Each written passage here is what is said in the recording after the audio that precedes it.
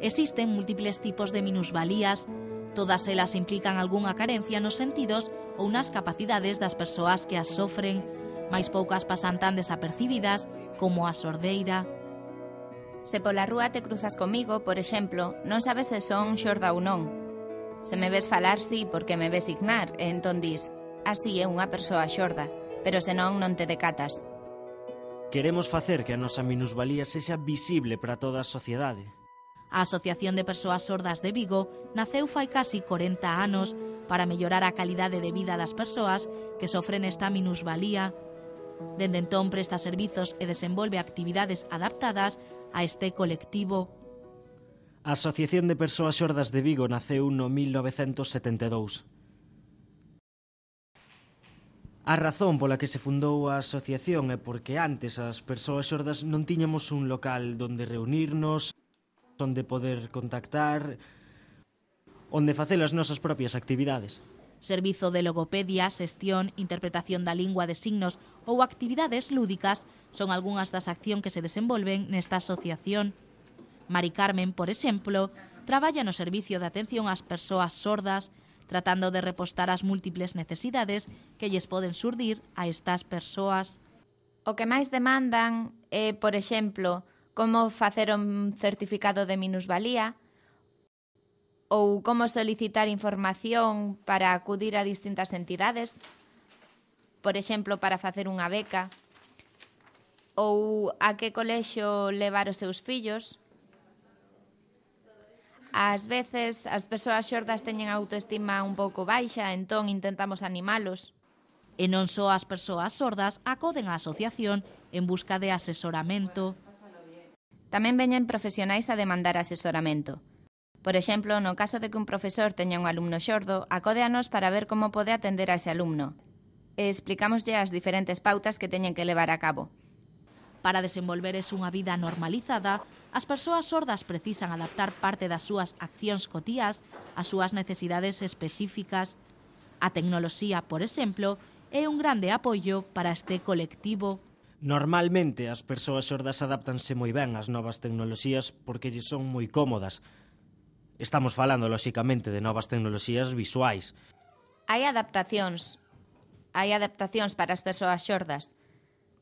Por exemplo, teñen timbres luminosos ou tamén hai aparellos luminosos para escoitar os bebés ou con vibracións. Por exemplo, o móvil é unha tecnoloxía moi boa para as persoas xordas porque poden comunicarse a través de mensaxes. E, por exemplo, un hábito tan cotiá como falar por teléfono é inevitablemente asumido de xeito distinto por parte dunha persoa sorda. Por teléfono falamos a través dun intérprete. É a mesma situación que a de agora. Ti estás escoitando unha voz que non é a miña. Pois por teléfono é o mesmo. Perfecto, pues moito ben. Eso, pues sería para preparar el balance deste ano, que lo tengo que cerrar. Todavía me faltan algunas cosas, vale? Outra axuda que resulta fundamental para este colectivo é o apoio dos intérpretes, grazas aos cales as persoas sordas poden superar a barreira comunicativa coa que se atopan na súa vida diaria. Es un puente de comunicación, es facilitarle la comunicación. Se encuentran siempre una comunicación que sería una persona sorda con una oyente y el intérprete lo único que hace es traspasar la comunicación de una lengua a otra. O intérprete é moi importante, é fundamental. Por exemplo, para ir ao médico, para ir a un abogado, para unha entrevista de traballo. Ás veces as empresas non lles gusta moito a figura do intérprete porque non están afeitas e non sempre se atopan cómodos. E para desenvolver o seu traballo é preciso que os intérpretes respeten un código ético propio da súa profesión. Lógicamente porque te enteras de muchas cosas de la vida cotidiana. El secreto profesional, como puede tener un psicólogo o un médico, cualquier profesional que trate a usuarios que sepa de cosas de su vida privada. Y la fidelidad y la neutralidad. Lógicamente yo no me puedo meter en la situación de interpretación, aunque crea que al sordo lo están timando o sepa que va a hacer algo mal, yo en eso no me puedo meter. Os intérpretes son unha ferramenta fundamental para as persoas xordas. Son necesarios para eliminar as barreiras comunicativas. A comunicación entre as persoas sordas e os intérpretes lógrase a través da lingua de signos, considerada a lingua oficial en España dende o ano 2007. A lingua de signos é fundamental para as persoas xordas. Para min é a miña lingua natural. Eu teño unha comunicación completa en lingua de signos.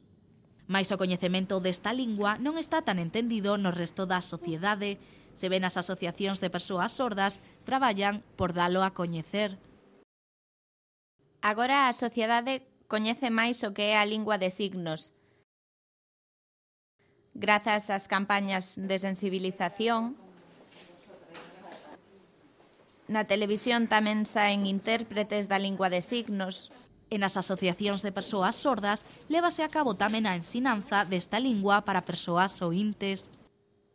As persoas oíntes veñen aquí a facer os cursos de comunicación e a aprender lingua de signos. Por exemplo, xente doutras empresas que teñen compañeiros de traballo xordos, ás veces interésanse e queren vir a aprender a lingua de signos.